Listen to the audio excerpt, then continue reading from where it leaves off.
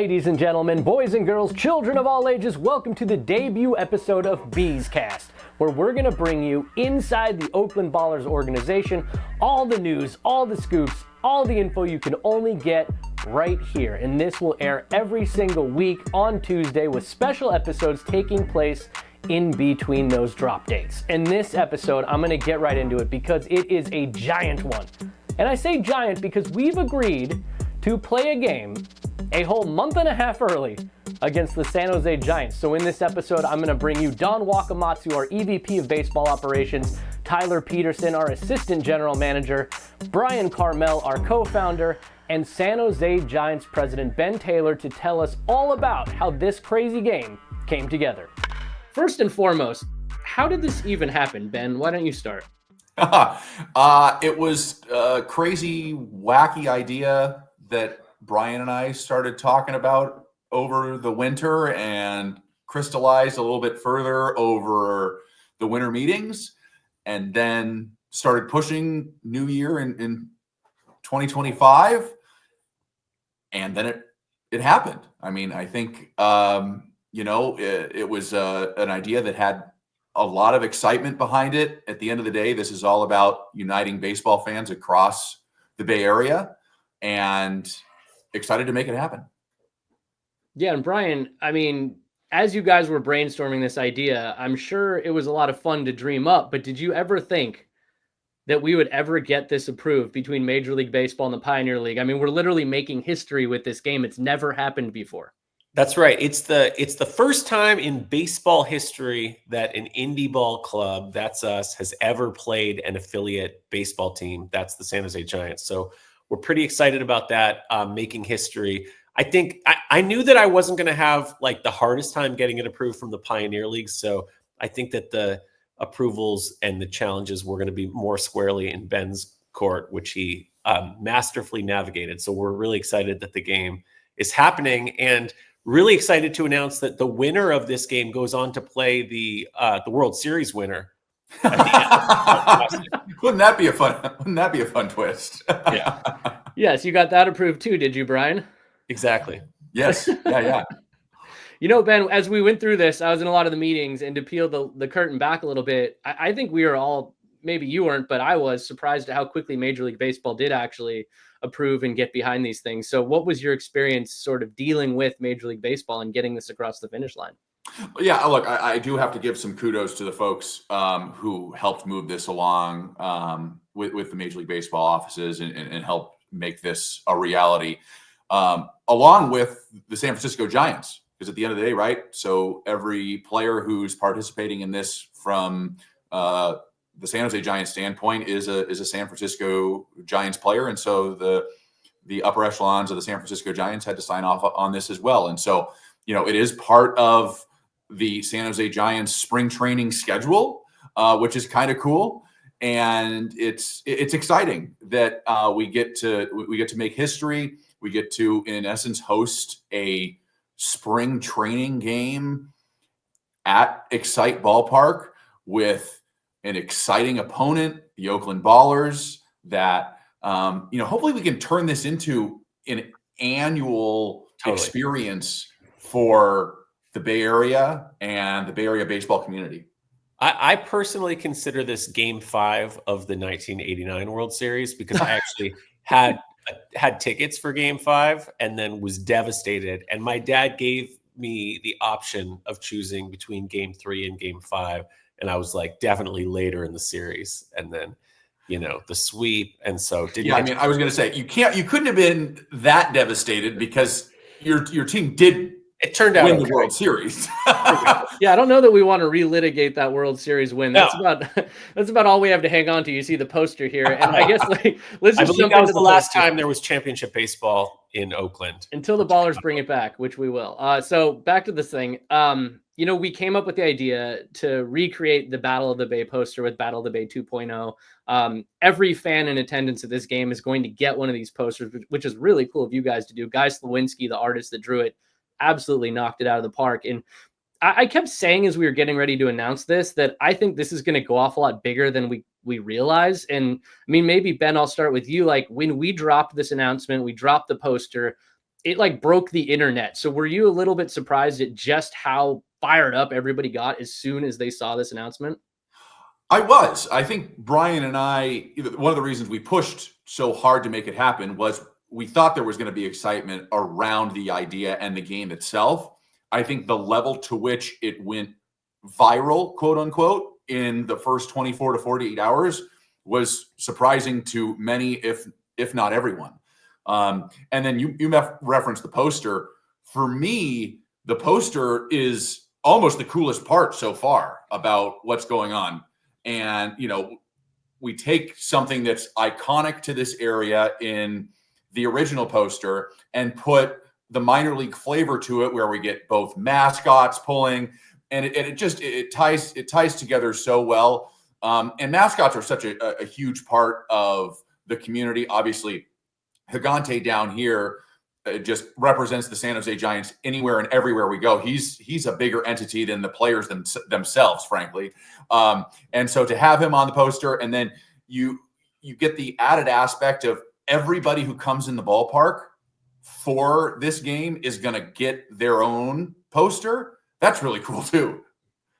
Yeah, and Bryan, like when we dropped this, I remember I was sitting with you, you're recording interviews for another project, but like this went off. And I mean, I remember how excited I was. I kept updating you on the social media metrics. So like, what are your thoughts just on the poster, the general flavor of Battle of the Bay 2.0, and just how huge this has become?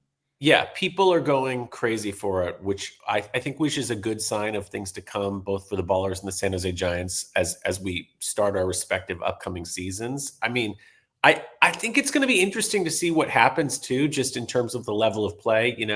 Your players are going to be coming out of Giants spring training in Scottsdale for the last month or so. Our guys are going to be getting off a plane. They've never been to, a lot of them have never met each other. We do have a fair amount of recurring players, but this is like a month before our guys report for spring training. So they're not battle worn. They're not battle tested, and we'll see what happens. But I mean, I think we're going to kick your ass, and that's going to make it even more historic, but we'll see. I like the pivot there. It sounded like you were walking back the bet that is about to come between you two, and then you pivoted quickly to we're going to kick your ass. So I love that you did that little switch on us. But Ben, like, what are your thoughts about this game, win or lose? And then we'll get to the bet. But how tough is it going to be for the Ballers to step foot in your ballpark and play a team that is somewhat warmed up already? Well, I think, look, San Jose Giants coming in. Yes, they've been in spring training. Will have been in spring training for a month. But the reality of minor league spring training is that those players are moving around between squads. And so this game is going to be one of the first, if not the first time, the San Jose Giants are playing together as a team also. I think the piece that's going to be really fantastic is the energy that the crowd is going to bring. The intimate setting of this ballpark is one where you get 2,000-3,000 people in here, and there's an incredible energy that both sides feel. Visiting teams talk about it all the time when they come to this ballpark during California League play, that there's a different energy here on big nights. Weekends, it is a different energy than you find in most other single A ballparks. And because there's such excitement in the community, there's going to be coverage of this game from a variety of angles. The players are going to feel that. And I think as a result, the play on the field is going to be really fun and highly competitive. Yeah, no, it was almost like you were describing our ballpark when you were hearing that. Did you agree with that, Bryan? It sounds a lot like how people describe Raimondi Park when they come in. The atmosphere, the players are basically, the crowd is right on top of them, and they really do feel that buzz. So I think it's going to be a really fun place. Maybe that's just a testament to Bay Area baseball fans, honestly, guys. I do think that's certainly that's part of it. I think it's a testament to Bay Area baseball fans, the Bay Area baseball culture, and how people identify with their teams. All right, let's just get into a bet here. I think that we know the Mares are going to be making a bet. I think what's more important is what you guys are wagering.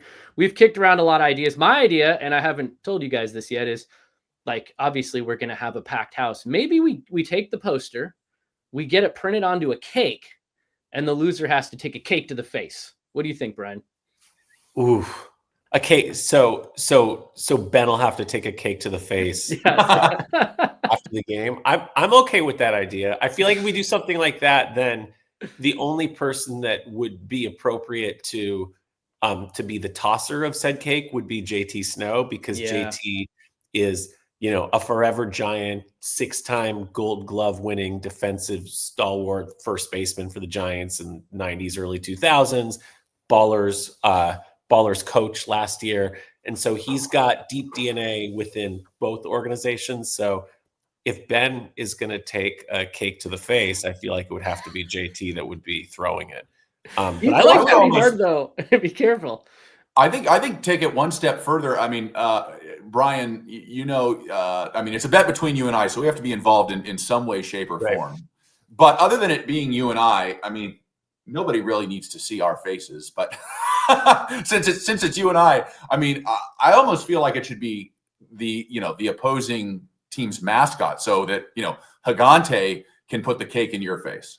That would be my vote. I mean, we're gonna recreate the poster, so to speak. So let's bring the mascot into it, and so Hagante can put the cake in your face.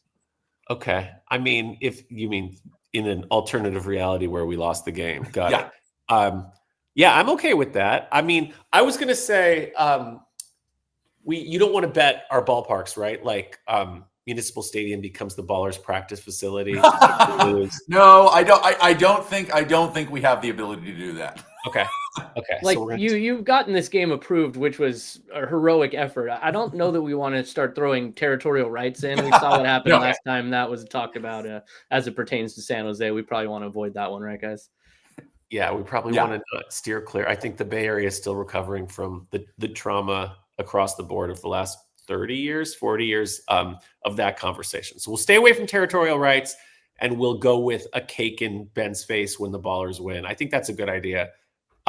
So you're saying Scrappy would be tossing a cake. Should the cake have the Battle of the Bay 2.0 poster, or should it say, "Do you know the way to San Jose?" One cake. I think we got to do the poster. I think because there's like, and we could even have the cake displayed at the front of the ballpark when people walk in. They can take pictures with it. It can be a whole experience, and then the cake ends up in your face at the end of 9 innings. Perfect. Right. I'm perfect okay with capstone. that. I mean, should it be a lot harder to get approved? Managers. Casey, should it?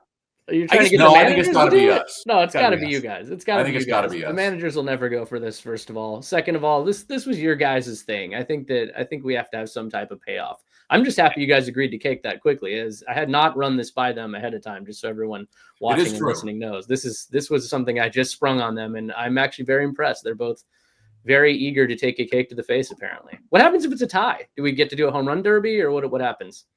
Oh, have we? We haven't solved that. We haven't solved that. We would love to do a home run derby. That's like a Pioneer League stalwart. I think that, I don't know if we have to run that up the ladder and get it approved. We may have to run that up the ladder. I think we should.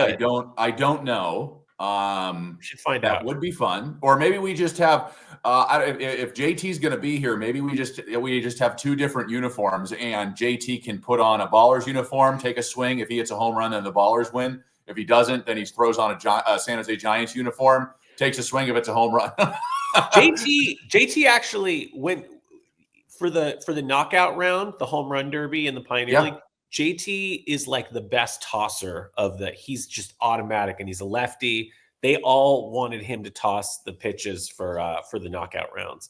So I mean, he's not surprising. A former big leaguer knows how to throw good BP or soft tossing. He could do it for both. If we get it approved, he could toss for both. He could. Teams. He could.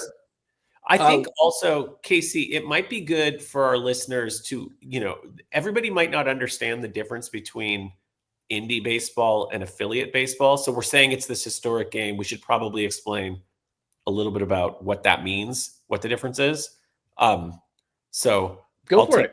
I'll take a crack, and then you guys can. And then Ben can jump in too. Things I butcher. So basically, the Oakland Ballers are an indie pro baseball team. So we are part of the Pioneer League. The Pioneer League, we are an MLB affiliate league. Our relationship with with Major League Baseball is that we test out new rules for MLB. Like, the knockout round last year, we tried a slightly bigger ball. When there's a rule that MLB is noodling on and thinking might make sense to go up to the show, we're a league where they'll try out that rule. So it's a really cool relationship in that sense. The difference is that we aren't, we completely control our roster construction. And when it comes to baseball decisions, baseball operations, everything that goes into trying to win baseball games, we are in the driver's seat. And correct me if I'm wrong, Ben, but with affiliate baseball, the front office from the San Francisco Giants, in your case, they make the baseball operations decisions. You guys control the marketing, the ballpark, the concessions, everything that doesn't have to do with kind of the baseball stuff. Is that a fair? Yeah, I think, that's fair. The way I very simplistically explain it is that the San Jose Giants and our front office control everything that's outside the foul lines, everything inside the foul lines, the players, the coaching staff. That's all the San Francisco Giants and Major League Baseball. So you heard it here. If I can get a hold of Larry Bear and tell him to maybe give a lot of your best players the day off, we might actually be able to win this thing. Is that what I'm hearing? That's right. And by the way, one of at least who was one of your great players last year, Elijah Pleasance, was a Oakland Baller until yes, he was, until y'all poached him into the Giants. Isn't that? But that's the success story, right? It's a success story. I'm just kidding. Right, that's the model at work, right? So somebody is a star for the Oakland Ballers or another team, and then you graduate them to an affiliated club. I mean, that's exactly right. And it happened the first 4 times for us last year. 4 times, and it was within the first month of your season, right? Didn't you have like a running month where you had one guy per week taken up? All pitchers. All pitchers. And Elijah, my spies within the San Francisco Giants front office tell me that he's a rising star, and I'm excited. We're excited to follow his career and see where it takes him. It's probably he's a great. I mean, as far as I'm concerned, I stay away from the baseball projection world, but having interacted with him a few times, he's a great guy. And someone who's easy to root for. So I hope he has a high ceiling. In a year or two, we're talking about him making a debut somewhere in the big leagues. And as we wind this down, I think that's what's important about this game. I think that's what's important about what the Ballers are doing too, is it's giving players an opportunity to keep their career going. And then when they get picked up, like the 4 players that got picked up by major league organizations, it's a testament to the scouting. It's a testament to the ability to find high quality players. And what we're about to do, guys, and I hope we're doing it in front of a sold out crowd, is give guys another look. It's going to be a game where these players are playing in front of a packed house. They're going to be playing on television. They're going to be playing in front of major league scouts, I would presume, in front of an MLB organization. So, a lot of what this is healing for everybody out here, and for the Ballers and the San Jose Giants to come together, and to some extent the San Francisco Giants to approve this in Major League Baseball. I think that this whole thing is a wonderful thing that is happening. And I do want to see this happen every year, because right now the Bay Bridge Exhibition Series is a thing of the past. It's not happening anymore. So let's do this every year. And Ben, final thoughts on this. Will this game sell out? How excited are you just to see this crowd get packed in here? And, what are you most excited about for the day, aside from taking a pie to the face? Or a cake? A cake to the face, right? Yeah, or, cake, I guess it could be a pie. We'll figure that out. No, I mean, look, I think we're doing something historic. And aside from that piece, which is fun for all of us to feel and talk about and push through, I'm most excited to see and feel the crowd and what this is hopefully doing for the broader baseball community. And at the end of the day, we're going to come together. It's going to be Giants versus Ballers. But we're all just baseball fans, and we're fans of what the game has done for us. Maybe it's something that happened on the field, and that's great. But it also could be just the memories that we have at the ballpark. And if we're able to do that for a kid who's 10 years old, who's coming to see a ball game at a minor league ballpark for the first time, maybe they haven't heard of the Ballers, maybe they've heard a little bit about the San Jose Giants, but they come out here, they have a good time. They see Bryan take a cake to the face, Not happening. And mascots are running around. Like that's what this is about. It's about the whole experience, and getting the players the exposure is a huge benefit of it. But I'm most excited for this Bay Area baseball community to wrap their arms around the Battle of the Bay 2.0. Bryan, what do you have to add to that? I thought that was a beautiful sentiment there, aside from the cake part.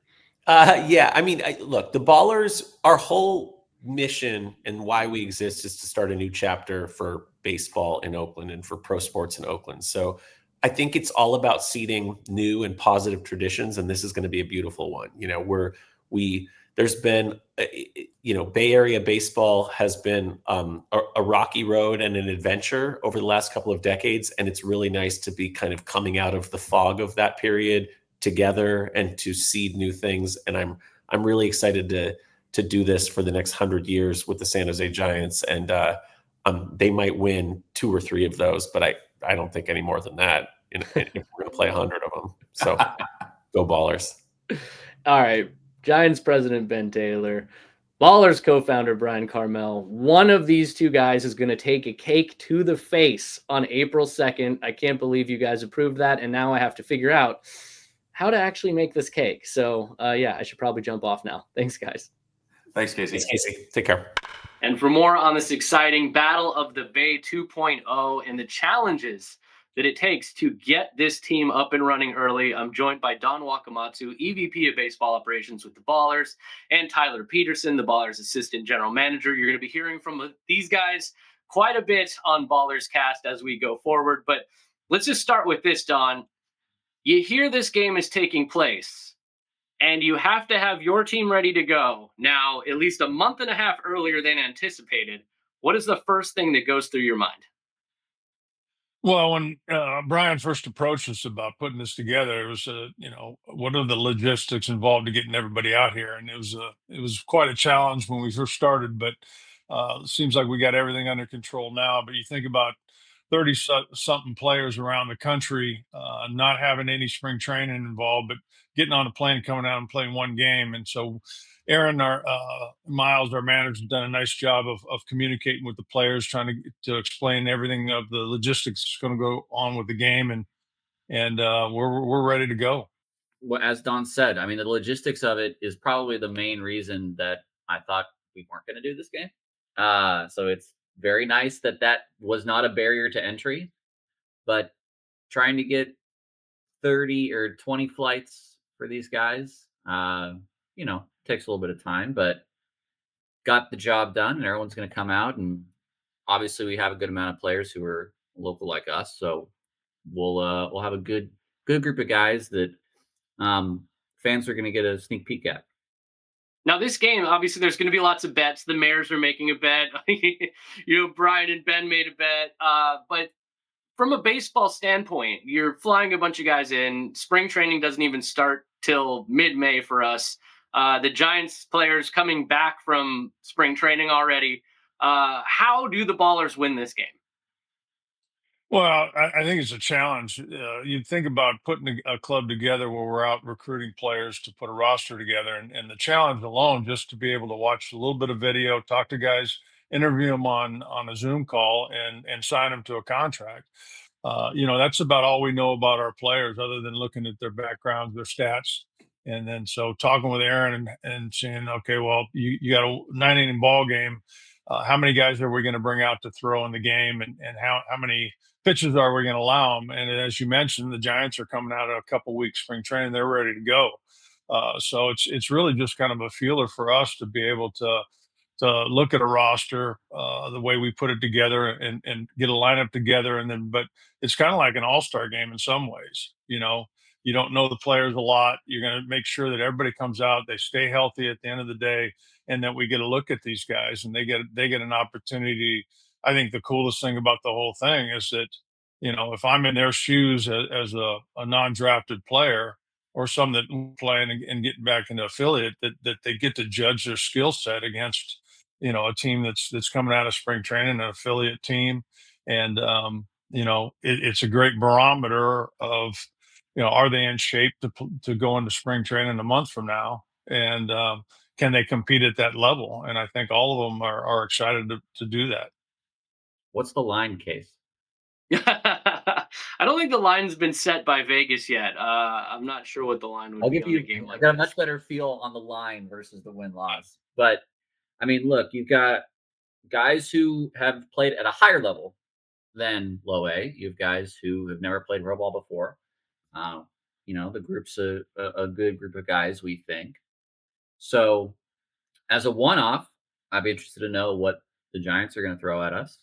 I'd be interested to know how ready we are to play 9 innings as a group. You've got catchers that have never caught pitchers before. You've got double play combos that have never taken the field together. So it's the fun of getting a little sneak peek of not just the fans, the players, but of your teammates. So I'm really interested to see how they gel. They're going to have about 8 hours the night before to meet each other.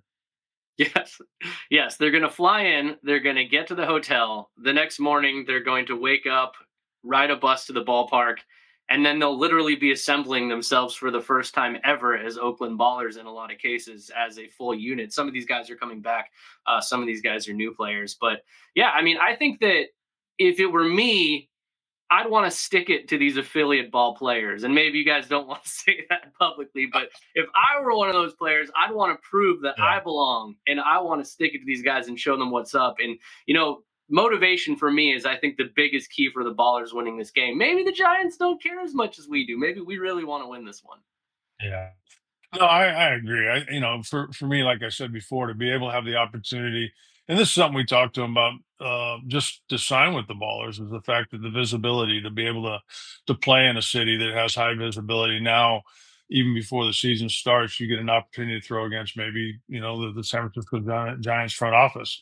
That's a great opportunity. But more importantly, some of these guys might have played against some of these affiliate guys, somewhere along the line in college. But it's a great way for them to come out and showcase their tools and see if they can, um, beat a club that's coming out of spring training. And it kind of reminds me back in the day. I was with the Anaheim Angels at the time, and I stayed in big league camp as a coach almost to the last week. And I actually flew to Erie, Pennsylvania, on the plane with my team and never watched them play one game in spring training. So Aaron's got his hands full of putting that lineup together and making sure everybody that's flying out gets an opportunity to be involved in the game. Yeah, I would say that the players, if I was going to be really truthful and if I was really in their shoes, they wouldn't care so much about winning and losing. They'd certainly care about their performances, though, because this is, among anything to them, one of the best cases for a showcase for them the whole offseason. I mean, we got guys walk. I mean, how many pitchers this year waited and waited and waited and waited for these showcases around the country to throw in front of 1 or 2 scouts, and now they basically can throw against a whole organization in what really is a private workout in some ways. No, I agree. I think Yeah. that's what's changed a little bit now is, players are in much better shape in the winter than they were before because of these showcases and these tryout camps. So, as Tyler mentioned, some of these pitchers that we've signed, they've thrown 3 or 4 pro days where they're cranking it up to, show the max velocity. So that shouldn't be an issue. I think the bigger issue is, trying to get real at bats if you're in a cold weather climate, coming from back east somewhere and you're hitting indoors off a machine, and all of a sudden you're facing 95. That's going to be a little bit of a challenge, but it's fun. It's baseball, and that's why it's historic for us to be able to play. The first game against an affiliate for us, and see how it comes out. We think the fans will enjoy it. They get to see a lot of good talent. We feel real good about our ball club right now, and especially athletically. So I think it's going to be a good gauge for these guys to come out, play a game, and then go home for another month and see where their skill set is. So I'm excited about it. Yeah, and we're making history with this game. Likely a sellout game. The fans are really fired up for it. Maybe nobody's more fired up for it though than Luke Short, a San Jose native who will be starting this game, right, guys? So like, what do you see with Shorty, and how excited is he going to be when he gets on that mound in front of all of his people? Well, Shorty had a tremendous year for us. Came to us a little bit late. Played pitched really well. Went into this winter hoping to get signed by an affiliate. So I think he's got more motivation than anybody. But he's a local Bay Area Cal Berkeley product, and we're really excited. And I think we're fortunate to get him back for another year. But I know he's chomping at the bit to be able to pitch against the San Jose Giants. Big ticket request. Yeah, I think. Yeah, what's he got? 11 guys coming. 11 passes coming. Yeah, I think if 10 we or let 11. him have like 30, he would have taken 30 too. Yeah. So, but no, I mean, listen, it's gonna be as fun for him as it is for. I mean, for a lot of us, who grew up going to San Jose Giants games. I as a Giant fan myself growing up, like I saw Buster down in San Jose, right? So I'm sure for a lot of these guys who grew up as well, it is that sort of double meaning for them. It's where career and like that kid in you sort of cross. So for Shorty, I mean, he's going to be not just, one of the biggest guys for us this year, we believe, but is going to be real representative of, I think, start us out with a good showing in this game because we're going to want to come out hot and quick. And the funny thing is, too, with all of this, is we have a pretty good idea, I think, even though, Walk, would you say that, we really don't know what we have really with the pitching staff, but we do know more about the pitching staff than we actually know about these positional players because we only have 2 returners on the position side. What do you think? I think again when you're recruiting players, the first thing you look at is their offensive numbers, right? In today's world, even though we have a lot of media out there, and some of these kids that are coming from smaller schools, you might see one TikTok video or one YouTube video and almost no defensive stats. So I think that's the biggest thing. As Tyler said, getting guys, and one of our goals was really to sign guys that were athletic, that were versatile, play multiple positions. So getting the first middle infield combo together is going to be interesting to see, but it'll be fun. It'll be a lot of fun. Yeah, and I think this year too, we have 2 players who are going to come to spring training who I would call true utility. So I mean, I think even if we sort of did a press gang and said, here's a catching gear, put it on, they would do it. They really could be any of the 8 positions out there. Yeah, and I mean, we can sneak peek at some of these guys a little early because of this game, but again, we're cobbling this whole team together as quickly as possible because our season doesn't start till May 20th. This game is April 2nd in San Jose. It's an interesting thing and I get to listen in on a lot of your baseball ops meetings, and I think one of the things that may be the most fascinating aspect of this is we ordered everything planning on a May 20th start to a season. This is more than a month early, so I'm listening to you guys talking about, are we going to have belts? Are we going to have pants? Are we going to have jerseys? Are we going to have jackets? Are we going to have hats? I think we just got hats in time. Yeah, it's great occasion. Challenges. I mean, how interesting is this? I mean, we are looking at something unprecedented, history making, but also we also have to have the materials for these guys to play the games. Yeah, I mean, it's as simple as having jackets, right? And most of our equipment doesn't come in for a while, but I think once the game was official, I think my first thought was, can we even get a team together? Does everybody want to come out? And sure enough, I think we're at 30 right now. Everybody wanted to come out, so it was great showing for these guys and the excitement that they're having to be able to come and showcase their skills. I know everyone's going to show up on the 1st. I know we're going to have everything ready, but it's just I kind of think of it. There were so many hurdles to get this done, and I'm glad we got over all of them. And it's sort of weird to think about that if I'm dating this now, it's going to happen in a little over a week. But I am just excited that it's happening, to be quite honest. And of course, my biggest interest is seeing one guy go from one dugout to the other. That would make my Christmas. But it'll also be available for folks to watch if they want to watch it, which is awesome. And I think we are close to selling out, something like that. Yeah, and I mean, what you were just saying about one player moving from one dugout to another, the Ballers in their first season had 4 players signed to MLB organizations. One of them was Elijah Pleasance, who now is a San Jose Giant. So, lots of great examples of the early success of the Ballers. Lots of great examples of just the excitement around this game. I cannot believe how viral just the announcement of this game went. So, guys, April 2nd coming quick. April 1st, we'll all be together at the team hotel, and this thing is happening. So, let's get ready to go. So there you have it. Oakland Ballers, San Jose Giants making baseball history April 2nd in San Jose. Every fan in attendance will get a poster drawn by the legend Guy Slowinski. He did an awesome job on that poster featuring Scrappy and Gigante. It's going to be a great day. We get to get on the field a whole month and a half early in front of you, Ballers fam. It's totally worth it, and hopefully it will be a brand new tradition here in the Bay Area. Just like this podcast. This is the first of many. We plan to do it every week. Don't forget, like and subscribe on YouTube. Follow us on all your favorite podcast platforms. And we are just getting started. We're taking you behind the scenes of all things Ballers. Whenever anything happens, we're going to explain it here. We're going to share it with you. We're going to take you to the people that are making the moves. This is going to be so much fun, and I am thrilled to be a part of it. See you around, Ballers fam.